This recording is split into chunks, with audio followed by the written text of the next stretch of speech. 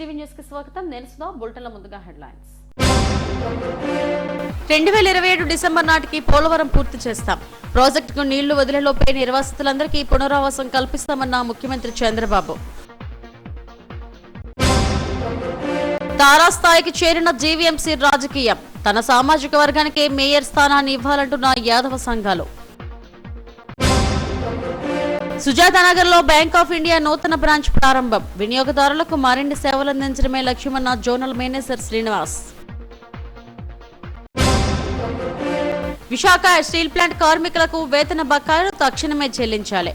ఉక్కు administrative building ఎదుట కార్మిక సంఘాల ఆందోళన. పోలవరం ప్రాజెక్టు నుంచి నీళ్లు మళ్లించేలోగా నిర్వాసితులకు పునరావాసం పూర్తి చేస్తామని ముఖ్యమంత్రి చంద్రబాబు తెలిపారు. గత వైసీపీ ప్రభుత్వ నిర్లక్ష్యం వల్లే ప్రాజెక్టు నేటికి పూర్తి కాలేదని విమర్శించారు. అర్హులైన ప్రతి ఒక్కరికి పరిహారం అందిస్తామని హామీ ఇచ్చారు. పోలవరం ప్రాజెక్టు నిర్మాణ పనులను ముఖ్యమంత్రి చంద్రబాబు ఏరియల్ వ్యూ ద్వారా పరిశీలించారు. ప్రాజెక్టు పనుల పురోగతిని అధికారులను అడిగి తెలుసుకున్నారు. అనంతరం నిర్వాసితులతో ముఖాముఖి సమావేశం నిర్వహించారు. పోలవరం ప్రాజెక్టు ఏపీకి జీవనాడి అని, ప్రాజెక్టుల కోసం సర్వం త్యాగం చేసిన నిర్వాసితులకు న్యాయం చేయాల్సిన బాధ్యత ప్రభుత్వంపై ఉందన్నారు. 2014లో ఎన్డీఏ ప్రభుత్వం అధికారంలోకి వచ్చాక 4311 కోట్లు పరిహారం చెల్లించామని ముఖ్యమంత్రి చంద్రబాబు తెలిపారు. గత వైసీపీ ప్రభుత్వం 5 ఏళ్లలో ఒక్కసారి కూడా నిర్వాసితులను పట్టించుకోలేదని సీఎం విమర్శించారు. కనీసం వరదలు వచ్చినప్పుడు కూడా కన్నెత్తైనా చూడలేదని మండిపడ్డారు. వీలైనంత వరకు మీకు న్యాయం చేసి ఆదుకోవాలని ముందుకెళ్తున్నామని వెల్లడించారు. మళ్లీ కూటమి ప్రభుత్వం అధికారంలోకి వచ్చాక నిర్వాసితుల అకౌంట్లలో 829 కోట్లు జమ చేశామని తెలిపారు. 2027 నవంబర్ నాటికి నిర్వాసితులకు పునరావాసం కల్పించి డిసెంబర్ నాటికి పోలవరం ప్రాజెక్టు పూర్తి చేస్తామని అన్నారు. సోమవారాన్ని పోలవరం చేసుకున్నాను. ప్రాజెక్టు పూర్తి కావాలి. దీనివల్ల రాష్ట్రం లాభం పొందాలి. నష్టపోయిన రైతాంగానికి పునరావాసం కూడా కల్పించాలి. పేదవాళ్లకు పునరావాసం కల్పించాలనే ఉద్దేశంతోనే R&R ప్యాకేజీ కానీ ఇవన్నీ ఆ రోజు తీసుకొని ముందుకు పోయాం. ఇంకొక పక్కన మీరు ఒకసారి చూస్తే ఆ రోజు మొదటి దశలో భాగంగా 49 పునరావాస కేంద్రాలు 2025కు పూర్తి అవుతాయి. ఇంకో పక్క ఆ రోజు కట్టినటువంటి ఇండ్లు కూడా మధ్యలో ఆపేస్తే దానికి కూడా రేట్లు పెరిగిపోయి అదనంగా భారం పడే పరిస్థితికి వచ్చింది. ఏదేమైనా 49 గ్రామాలున్నాయి. 17,717 పీడిఎఫ్లున్నాయి. ఇవన్నీ కూడా ఎంత తొందరగా వీలైతే అంత తొందరగా చేయడానికి ముందుకు పోతాం. ఇప్పుడే మిత్రులు ఒక విషయం చెప్పారు. కొంతమంది పేర్లు కూడా డిలీట్ అయినాయి. బయట పోతే అవన్నీ కూడా ఇవ్వడం లేదని చెప్పి అడ్మినిస్ట్రేషన్కి చాలా స్పష్టంగా ఆదేశాలు ఇస్తున్నా. జెన్యూన్గా ఉండే ప్రతి ఒక్క పైసా కూడా మీకు పే చేస్తాం. ఎక్కడ దానికి అనుమానం అవసరం లేదు. కానీ అదే సమయంలో కొంతమంది మోసం చేసే వ్యక్తులు కూడా ఉంటారు. అలాంటి వాళ్ళ పట్ల అప్రమత్తంగా ఉండండి. ఇది గవర్నమెంట్ ఆఫ్ ఇండియా ఇచ్చే ప్రాజెక్టు. డాక్యుమెంటరీ ఎవిడెన్స్ కరెక్ట్గా లేకపోతే మనం కానీ ఎక్కడన్నా అన్నీ బాగా జరిగి ఒక చిన్న విషయంలో ఎక్కడన్నా తప్పు జరిగినా అది టెక్నికల్గా కావచ్చు, లేకుంటే ఏ విధంగా తప్పు జరిగినా మళ్ళా మనందరికీ చెడ్డ పేరు వస్తుంది, ప్రాజెక్టుకే ప్రమాదం వస్తుంది. ఈ విషయం మీరు గుర్తుపెట్టుకోవాల్సిన అవసరం ఉంది. 5 సంవత్సరాలు ప్రాజెక్టు డబ్బులు ఖర్చు పెట్టలేదు. వచ్చిన డబ్బులు డైవర్ట్ చేశారు. దానివల్ల మీరు చూస్తే ఈరోజు పునరావాస కార్యక్రమాలన్నీ మళ్ళీ కొత్తగా టెండర్లు పిలిచాం. ఈరోజు సిమెంట్ రేటు పెరిగింది, ఖర్చులు పెరిగాయి. ఎప్పటికప్పుడు ఇన్ఫ్లేషన్ ఉంటుంది. మళ్ళీ అదనంగా 500 కోట్ల రూపాయల ఖర్చు అయింది. అంటే ప్రాజెక్టు వల్ల సకాలంలో పూర్తి ఉంటే మీరు కూడా జీవితాల్లో సెటిల్ అయ్యేవారు. ఈ నీళ్లుగానుంటే వ్యవసాయం బాగా జరిగేది, అదనపు ఆయకట్టు వచ్చేది, ఆదాయం పెరిగేది. ఇంకొక పక్కన హైడల్ ప్రాజెక్టు మీరు చూస్తే పవర్ జనరేషన్ కోసం పెట్టింది. బాగా లేట్ అయింది కాబట్టి దగ్గర 2,500 కోట్ల రూపాయలు ప్రభుత్వానికి వచ్చే ఆదాయం పోయింది. ఇంకొక పక్క అదనపు భారం పడే పరిస్థితికి వచ్చింది. ఇలాంటి చాలా సమస్యలు వచ్చాయి. ఏదేమైనా ఒకటే హామీ ఇస్తున్నా, 2027కి పునరావాసం పూర్తి చేయాలని ఒక సంకల్పంతో ముందుకు పోతున్నాం. ముఖ్యమంత్రి పర్యటనలో మంత్రులు రామానాయుడు, నాదెండ్ల మనోహర్, పలువురు ఎమ్మెల్యేలు, స్థానిక ప్రజాప్రతినిధులు, అధికారులు పాల్గొన్నారు.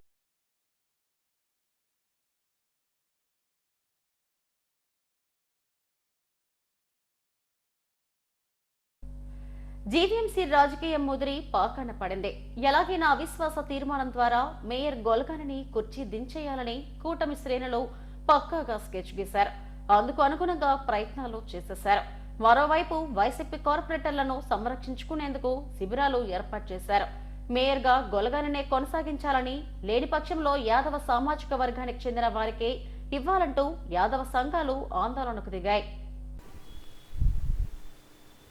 కూటమి ప్రభుత్వం అధికారంలోకి వచ్చినప్పటి నుండి స్థానిక సంస్థల్లో అధికారాన్ని చేజెక్కించుకునేందుకు ప్రయత్నాలు ఆరంభించింది. దీంట్లో భాగంగానే జీవీఎంసీ మేయర్ పీఠాన్ని కూడా కైవసం చేసుకునేందుకు కూటమి శ్రేణులు ప్రణాళిక రచించాయి. మేయర్ గొలగాని హరివెంకట కుమారి 4 ఏళ్ల పాలన పూర్తి చేశారు. ఆమెపై అవిశ్వాస తీర్మానం పెట్టి ఆ కుర్చీని కూటమి కైవసం చేసుకునేందుకు ముహూర్తం ఖరారు చేశారు. కలెక్టర్కు ఈ మేరకు నోటీస్ కూడా ఇచ్చారు. కలెక్టర్ ఆమోదం తెలిపితే అవిశ్వాస తీర్మాన ప్రక్రియ జరుగుతుంది. ఈ నేపథ్యంలో వైసీపీ కార్పొరేటర్లను కాపాడుకునే ప్రయత్నంలో బెంగళూరులో శిబిరం పెట్టారు. అవిశ్వాస తీర్మానం నెగ్గి మేయర్గా టీడీపీ ఫ్లోర్ లీడర్ పీలా శ్రీనివాస్కు ఆ పదవి కట్టుబెట్టేందుకు ముమ్మరంగా ప్రయత్నాలు చేస్తున్నారు. దీన్ని ఎలాగైనా అడ్డుకుని వైసీపీ తన పంతాన్ని నిలబెట్టుకోవాలని చూస్తుంది. ఈ నేపథ్యంలో విశాఖ జిల్లా యాదవ సంఘం ఆధ్వర్యంలో జీవీఎంసీ గాంధీ విగ్రహం ఎదుట మేయర్గా గొలగానినే కొనసాగించాలని, లేని పక్షంలో తమ సామాజిక వర్గానికి చెందిన కార్పొరేటర్ను మేయర్గా ఎన్నుకోవాలంటూ ధర్నాకు దిగారు.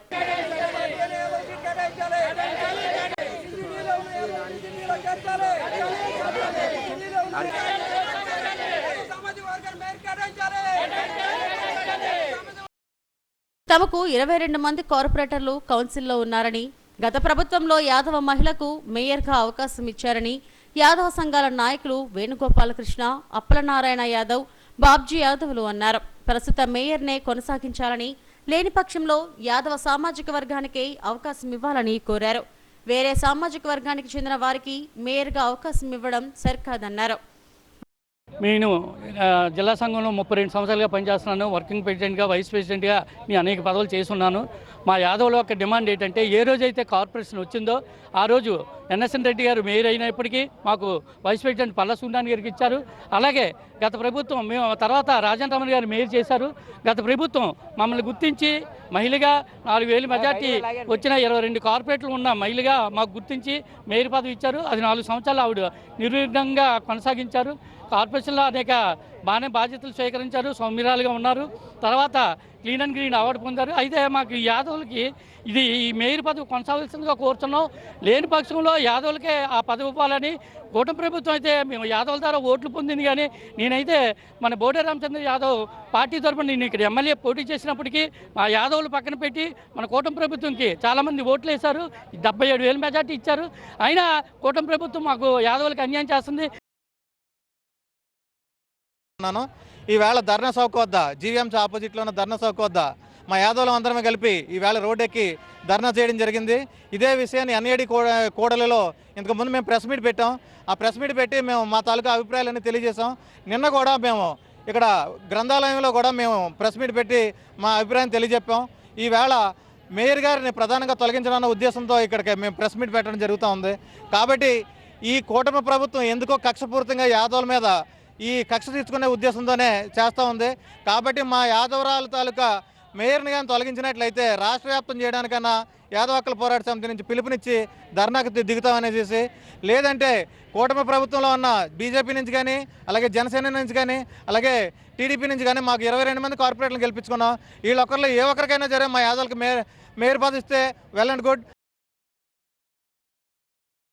ఈరోజే యాదవులు ఎందుకు రోడ్డు మీద పడ్డారు అనేది ప్రధాన డౌట్లో జనం అనుకుంటున్నారు.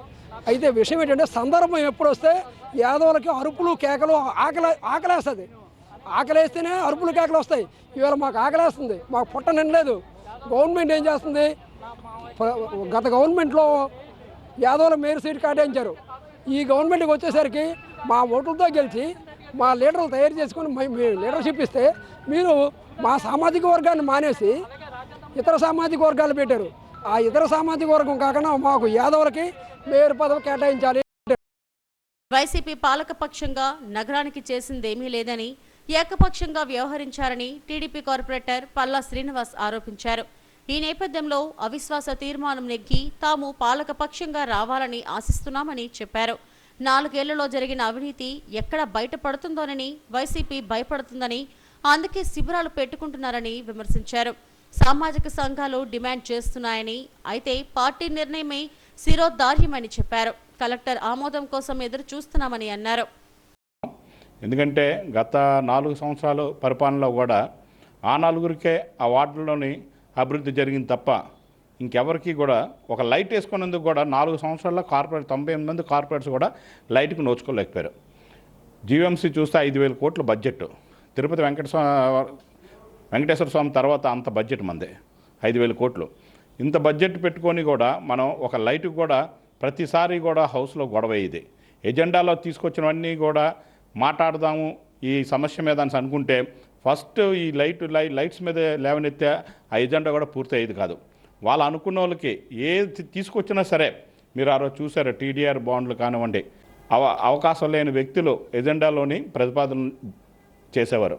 కేకే రాజు గారు కానీ ఆనంద్ కుమార్ కానీ వాళ్ళకి ఏ అర్హతతో చేసేవారు అంటే నియంత పరిపాలనలాగా సాగింది. వాళ్ళు అనుకున్నది జరగాలనుకుంటే ఈ 60 మంది కార్పొరేట్స్ విరగబడిన వాళ్ళు ఈరోజు దాగుంటున్నారంటే దానికి చేతకంతనమే కదా. మొన్న స్టాండింగ్ కమిటీ ఎలక్షన్లో మీరు చూశారు, 10కి 10 కూడా మేము కొట్టాం. ఎవరు ఓటు బలవంతంగా వేయలేదు, దాయలేదే. ఎవరి కాలు వచ్చి లైన్లో నిలబడి ఓటు వేశారంటే ఆ రోజే నైతిక బాధ్యత వస్తే మేయర్ గారు రిజైన్ చేయాలి. కానీ మేము దాన్ని డిమాండ్ కూడా చేయలేదు.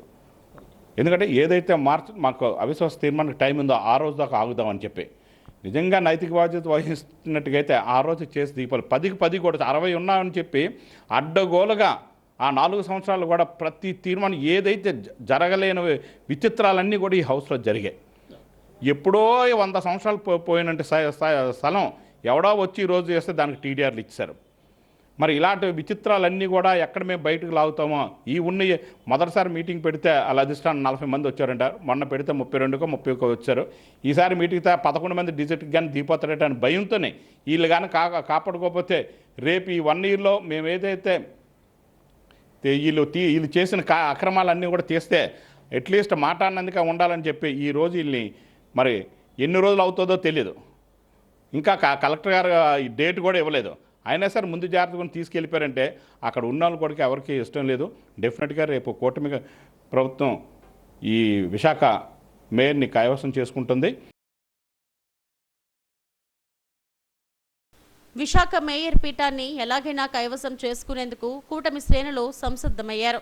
75 మంది మద్దతు ఇప్పటికే కూడగట్టే ప్రయత్నం చేశారు. దీంతో జీవీఎంసీ రాజకీయం వేడెక్కింది. Bank of India Sujatanagar branch ప్రారంభమైంది. చిన్నముష్టవాడ వరల్డ్ టీచర్స్ ట్రస్ట్ లేఅవుట్లో నెలకొల్పిన నూతన బ్రాంచ్ ను bank Visakha zonal manager K Srinivas లాంఛనంగా ప్రారంభించారు. బ్యాంక్ ఆఫ్ ఇండియా కస్టమర్లకు అత్యుత్తమ బ్యాంకింగ్ సేవలను అందిస్తుంది. శాఖోపశాఖలుగా విస్తరిస్తుంది. తాజాగా పెందుర్తి, సుజాతనగర్, చిన్నముష్టవాడ వరల్డ్ టీచర్స్ లేఅవుట్లో నూతన బ్రాంచ్ ను నెలకొల్పారు. ఈ కొత్త బ్రాంచ్ ను Visakha zonal manager K Srinivas లాంఛనంగా ప్రారంభించారు. నూతన బ్రాంచ్లోని పలు విభాగాలను పరిశీలించారు. అనంతరం మీడియాతో మాట్లాడారు. విశాఖ జోన్లో 82వ బ్రాంచ్ను సుజాతనగర్లో ప్రారంభించడం ఆనందంగా ఉందన్నారు. దేశవ్యాప్తంగా 5,300 బ్రాంచ్లు ఉన్నాయని చెప్పారు. తమ జోన్లోని బ్యాంకుల ద్వారా 12,722 కోట్లు వ్యాపార లావాదేవీలు నిర్వహిస్తున్నామని, వీటిలో 9,337 కోట్లు రుణాలుగా మంజూరు చేశామన్నారు. 3,385 కోట్లు డిపాజిట్లు ఉన్నాయని తెలిపారు. ఆగస్టు నెలలోగా మరో 6 కొత్త బ్రాంచ్లు నెలకొల్పుతామన్నారు. బ్యాంక్ ఆఫ్ ఇండియా సేవలను కస్టమర్లు వినియోగించుకోవాలని కోరారు. అందరికీ మన నమస్కారాలు. ఈరోజుని విశాఖపట్నం జోన్లో సుజాతనగర్ బ్రాంచ్ 82వ బ్రాంచ్గా ఉద్భవించింది. మొత్తం మాకు ఆల్ ఓవర్ ఇండియాలో బ్యాంక్ ఆఫ్ ఇండియా 5,301 బ్రాంచ్లు ఉండగా విశాఖపట్నం జోన్లో ఇది 82వ బ్రాంచ్.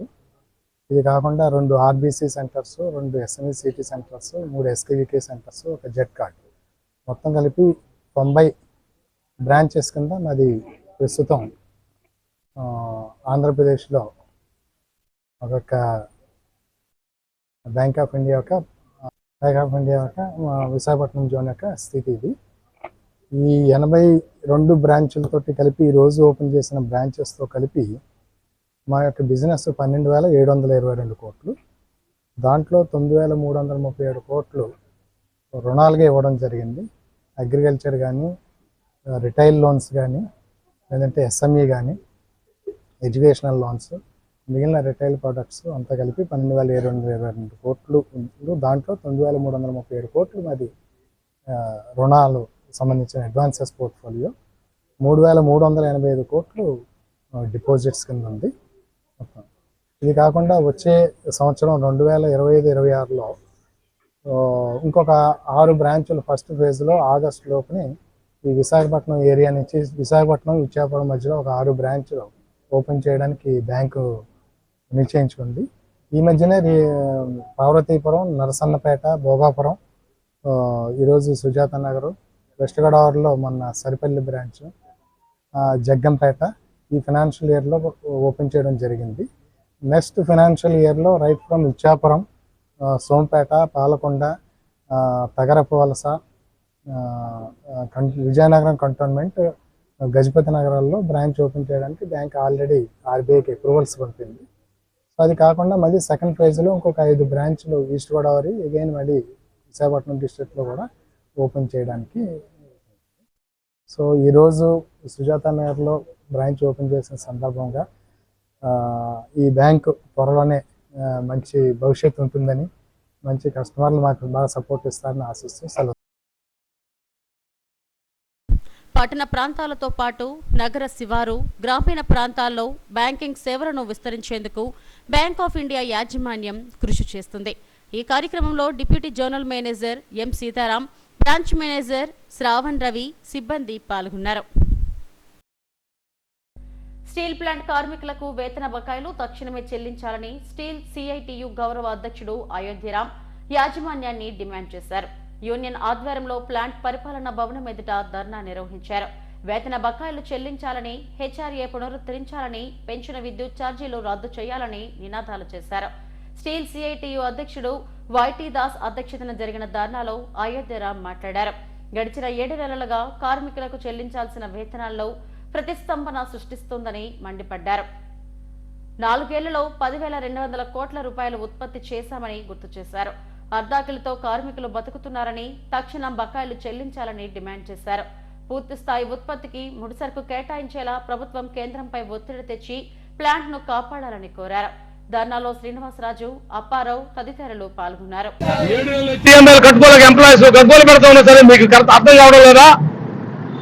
అలా కరెంట్ ఛార్జీలు ఒకేసారి 16 రెట్లు పెంచారు. ఇది అన్యాయం మీకు అనిపించలేదా?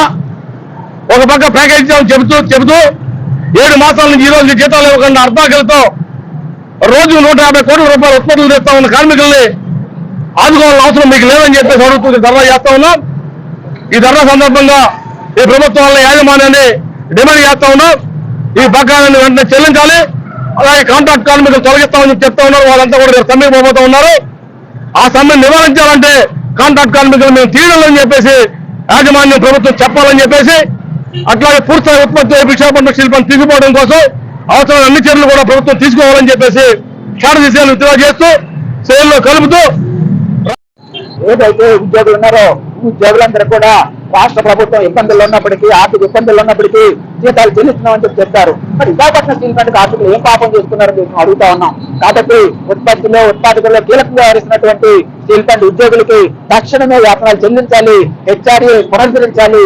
అదేవిధంగా కరెంట్ ఛార్జీలు ఏవైతే పెంచారో దేశంలో ఎక్కడ కూడా ఇండస్ట్రియల్ పవర్ ని, ఇండస్ట్రియల్ రేట్లకి ఇళ్లకి ఇచ్చిన పరిస్థితి లేదు. కానీ విశాఖపట్నం స్టీల్ ప్లాంట్ లో ఉక్కు నగరంలో నివసిస్తున్నటువంటి కార్మికులకు మాత్రమే దేశంలో ఎక్కడా లేని విధంగా 9 రూపాయలు, 8 రూపాయలు యూనిట్ వసూలు చేస్తా ఉన్నారు. ఇది అన్యాయం కాదా? ఇది దుర్మార్గం కాదా? కాబట్టి తక్షణమే ఈ యొక్క విద్యుత్ ఛార్జీలు తగ్గించాలి, నిర్వాసిత ఉపాధి కల్పించాలి. కాబట్టి విశాఖపట్నం స్టీల్ ప్లాంట్ పూర్తి స్థాయి ఉత్పత్తి చేసేందుకు కార్మికులు సిద్ధంగా ఉన్నారు. కార్మికులకి మీరు రావాల్సినటువంటి బకాయిలన్నీ కూడా చెల్లించాలని చెప్పేసి, లేకపోతే భవిష్యత్తులో ఈ యొక్క ఉద్యమాన్ని తీవ్రతరం చేస్తామని చెప్పారు. క్షణికావేశంలో ఓ మహిళ ఆత్మహత్యాయత్నానికి పాల్పడింది. సకాలంలో పోలీసులు స్పందించడంతో ఆ మహిళను ప్రాణాలతో కాపాడగలిగారు. మధురవాడ వైఎస్ఆర్ కాలనీలో ఈ ఘటన చోటు చేసుకుంది. ఆమె భర్త అనంతనాయుడును 500 అడిగితే ఇవ్వలేదనే మనస్తాపంతో 4వ అంతస్తు నుండి దూకే ప్రయత్నం చేసింది. సకాలంలో పిఎం పాలెం పోలీసులు చేరుకుని చాకచక్యంగా మహిళ ప్రాణాలను కాపాడారు. ఎస్ఐ భాస్కర్ కు స్థానికుల నుండి అభినందనలు వెల్లువెత్తాయి. ఇంకొకరు లాగండి, ఇంకొకరు వెళ్ళండి వెళ్ళండి వెళ్ళండి వెళ్ళండి ఎవరో ఒకరు వెళ్ళండి. పట్టుకున్నారు బాగోదు.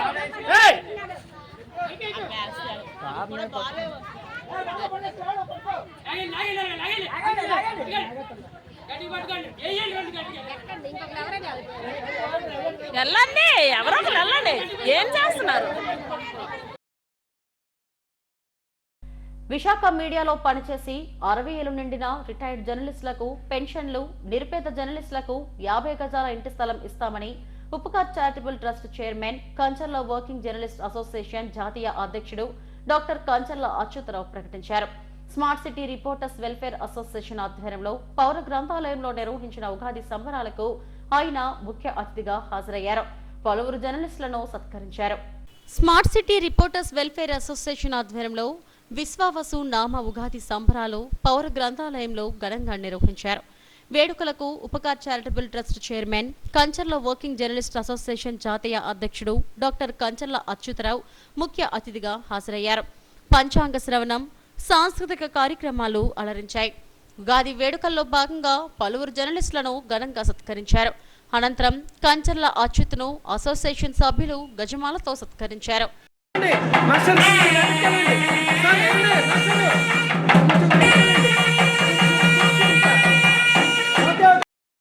జర్నలిస్టులు అంటే తనకు అత్యంత గౌరవమని, జర్నలిస్టులకు చేసే సాయాన్ని సమాజానికి చేసినట్టే భావిస్తానని డాక్టర్ కంచర్ల అచ్యుతరావు అన్నారు. తాను ప్రారంభించిన అసోసియేషన్లో చేరిన వారికి హెల్త్ ఇన్సూరెన్స్ చేయించేందుకు ముందుకొచ్చానని చెప్పారు. జర్నలిస్టులకు ఎప్పుడూ అండగా నిలబడతానని అన్నారు. అసోసియేషన్ ఏర్పాటు చేసినప్పటి నుండి జర్నలిస్టుల సంక్షేమమే ధ్యేయంగా పనిచేస్తున్నామని అధ్యక్షుడు బంగారు అశోక్ అన్నారు. త్వరలోనే అసోసియేషన్కు సొంత భవనం పూర్తవుతుందని, రానున్న రోజుల్లో మరింతగా జర్నలిస్టుల సంక్షేమానికి పనిచేస్తామని చెప్పారు. బాబు హీరో, మాకు ఎస్ఎస్ఎస్ క్రియేషన్స్ అనే సంస్థ అది మీ అందరికీ తెలిసిందే. మరి అలాగే నేను ఎన్నో కార్యక్రమాలు, గుళ్ళని గొడవలని ఇవన్నీ ఎన్నో కార్యక్రమాలు చేస్తూ ఉంటాం. మరి ఇప్పటికీ చాలా కార్యక్రమాల ద్వారా ఏదో మాకు తోచినంత విధంగా మేము ప్రెస్ మీట్ల ద్వారా సపోర్ట్ చేయడం జరుగుతుంది. ఇది కాకుండా పక్కాగా KWJWA ద్వారా పక్కాగా నెలకు ఒక 6 ప్రెస్ మీట్లు అనేది ఖచ్చితంగా ఏర్పాటు చేస్తాం. ఆ ప్రెస్ మీట్కి అటెండ్ ప్రతి ఒక్కరికి మినిమం 500 రూపాయలు ట్రస్ట్ నుంచి ఇచ్చే ఏర్పాటు అనేది మేము చేయడం నేను చెప్తున్నాను. అంటే మినిమం ఒక 6000 రూపాయలు ఖచ్చితంగా అతనికి నెలకి వస్తుంది. ఈ 6000 రూపాయలు ఎప్పుడైతే వస్తుందో ఏ ఒక్క ప్రెస్ మీట్కి అయినా ఎక్కడికి వెళ్ళినా అతనికి ఆ మినిమం అమౌంట్ ఉంటుంది కాబట్టి, ఎక్స్పెన్సెస్ అమౌంట్ ఉంటుంది కాబట్టి తనకి ఇబ్బందులు అనేవి ఆంధ్రప్రదేశ్లో కనీసం మన కోసం అంటే వర్కింగ్ జర్నలిస్టుల కోసం ఆలోచించిన ప్రభుత్వం లేదు. ప్రతి సంవత్సరం అక్రిడిటేషన్ కోసం పోరాటం, హౌస్ రేట్ల కోసం పోరాటం, 3000 రూపాయల పెన్షన్ కోసం పోరాటం, 60 ఏళ్ళు దాటిన తర్వాత మనం రిటైర్ అయిన పెన్షన్ కోసం పోరాటం. మన పక్క రాష్ట్రం ఒరిస్సాలో కోరాపుట్లో జర్నలిస్ట్ రిటైర్ అయితే 10,000 రూపాయలు పెన్షన్ ఇస్తారు. దాన్ని అన్ని పత్రికలు రాసాయి, మనం కూడా రాసాం. కానీ ఆంధ్రప్రదేశ్కి వచ్చేసరికి ఏ ఒక్క నాయకుడు కానీ, ఏ ఒక్క ప్రజాప్రతినిధి కానీ, ఏ ఒక్క అధికారి కానీ జర్నలిస్ట్ కోసం ఆలోచించలేదు. జర్నలిస్టు కోసం తెలిసిన వ్యక్తి, జర్నలిస్టు బాధలను గ్రహించిన వ్యక్తి, జర్నలిస్టు బాధలను వాళ్ళ కష్టాలను స్వయంగా చూసిన వ్యక్తి. కార్యక్రమంలో అసోసియేషన్ గౌరవ సలహాదారు చంద్రశేఖర్, ప్రధాన కార్యదర్శి అప్పారావు, కోశాధికారి అశోక్ రెడ్డి, పలువురు జర్నలిస్టులు పాల్గొన్నారు. మైనర్లు, వారి తల్లిదండ్రులు, ఉపాధ్యాయులు పోక్సో చట్టంపై అవగాహన కలిగి ఉండాలని 7వ అదనపు న్యాయమూర్తి జస్టిస్ కొమ్మాది అనురాగ్ పిలుపునిచ్చారు. కంచరపాలెం జీవీఎంసీ ఉన్నత పాఠశాలలో జిల్లా న్యాయ సేవాధికార సంస్థ ఆధ్వర్యంలో న్యాయ విజ్ఞాన సదస్సు జరిగింది. ఈ కార్యక్రమానికి జస్టిస్ కొమ్మాది అనురాగ్ ముఖ్య అతిథిగా హాజరై మాట్లాడారు. కొత్త చట్టాలు, ప్రధానంగా పోక్సో చట్టంపై పాఠశాలలు, కళాశాలల్లో చదువుతున్న విద్యార్థులు, వారి తల్లిదండ్రులు, అధ్యాపకులు అవగాహన పెంపొందించుకోవాలని సూచించారు. చదువుకునే దశ ఎంతో కీలకమైనదని, చెడు వ్యసనాలకు బానిసలు కావద్దని హితవు పలికారు. తెలిసి తెలియని వయసులో ఈవ్టీజింగ్, ప్రేమ వంటి వాటిలో కూరుకుపోయి భవిష్యత్తును నాశనం చేసుకోవద్దన్నారు. అలా అయితే ఎలాంటి పర్యవసనాలు ఉంటాయో వివరించారు. ఎలాంటి న్యాయ సలహాలకైనా జిల్లా న్యాయ సేవాధికార సంస్థలను సంప్రదించవచ్చని తెలిపారు. ఈ కార్యక్రమంలో doctor Sasi Priyanka, child welfare committee సభ్యులు Rajani, assistant labour officer Manoj Kumar, school HM Srinivasarao, SI Ravikumar తదితరులు పాల్గొన్నారు. అది మాత్రం పోదు కాబట్టి ఎప్పటికీ అలా చేయకండి. తర్వాత ఈ సోషల్ మీడియా అని చెప్పాను కదా, సరే అన్ఫార్చునేట్ గా మీరు ఒకవేళ ఏదో ఇరుక్కున్నారు, ఈ విధంగా ఎవడో వచ్చి బ్లాక్మెయిల్ చేస్తున్నాడు, ఇతను మీ సెమీ న్యూడ్ ఫొటోస్ మా దగ్గర ఉన్నాయని చెప్పి ఎవరైనా బ్లాక్మెయిల్ చేశారనుకోండి, మిమ్మల్ని భయపడి అది సప్రెస్ చేసి అది మీతోనే దాచేసుకొని ఎవరికి చెప్పకుండా మీరే బాధపడుతూ ఉండకండి. వెంటనే మీ టీచర్స్ చెప్పండి. మీరు ఎవరి దగ్గర అయితే సేఫ్ అని ఫీల్ అవుతారో, కాన్ఫిడెంట్ గా ఫీల్ అవుతారో టీచర్స్ చెప్పండి. పేరెంట్స్ కన్నా కూడా టీచర్స్ చెప్పండి. ఎందుకంటే ఇలాంటి ఇష్యూస్ ట్యాకిల్ చేయడం మన టీచర్స్ మాత్రమే తెలుసు. అర్థమైందా? లేదంటే తల మీద కానీ చేతులు వేసినప్పుడు అది మీకు ఆటోమేటిక్ గా తెలుస్తుంది కదా, అయ్యి ఉంటుంది కదా. అలా కాకుండా ఛాతి మీద కానీ లేదు అంటే నడుము పైన కానీ అలా చేతులు వేసినప్పుడు అది బ్యాడ్ టచ్ అని అంటాము. అలా మీకు అలాంటి ప్రాబ్లం ఏమైనా కలిగించినప్పుడు బ్యాడ్ టచ్ అనేది మనకి థై రీజన్ లేదు, నడుము భాగము, ఛాతి భాగంలో ఎక్కువ కంచపాల నుంచి పిల్లల యొక్క కేసెస్ వస్తున్నాయి. అది మీకు తెలిసి ఎప్పుడైనా మా దగ్గర వచ్చారా మీరు? కొంచెం మంది పిల్లలు అయితే వచ్చారు.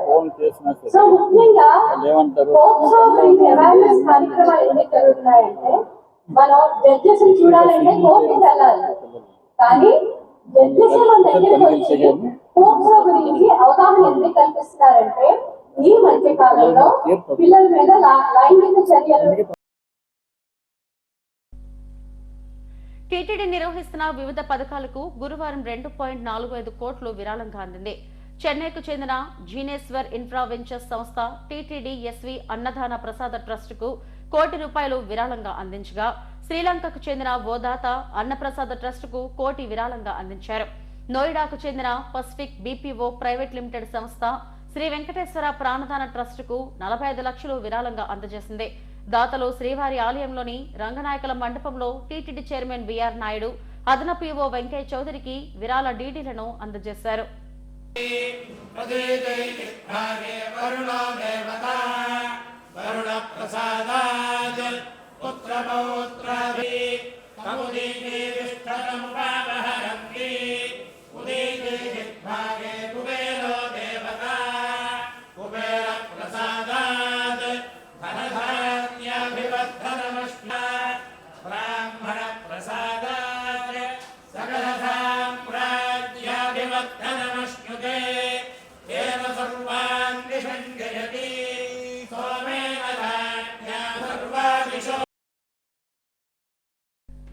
హెడ్లైన్స్ మరోసారి.